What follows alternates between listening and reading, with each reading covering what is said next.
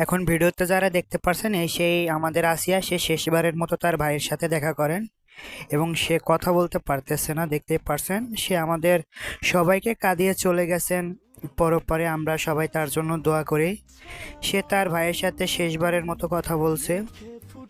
আমাদের বাংলাদেশের গোটা জাতির জন্য সব থেকে নিকৃষ্ট নেককারজনক হচ্ছে আসিয়ার মৃত্যু, এবং আমরা সবাই অতি দ্রুত তার হত্যা তাকে ধর্ষণ করে যে মৃত্যুর মুখে ফেলে দিয়েছেন তাদের আমরা অতি দ্রুত ফাঁসি চাই।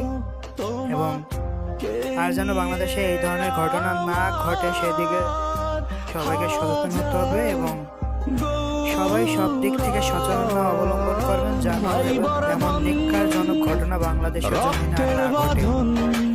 দেখতেই পাচ্ছেন আসিয়াকে সে তার ভাইয়ের সাথে শেষবারের মতো দেখা করলো।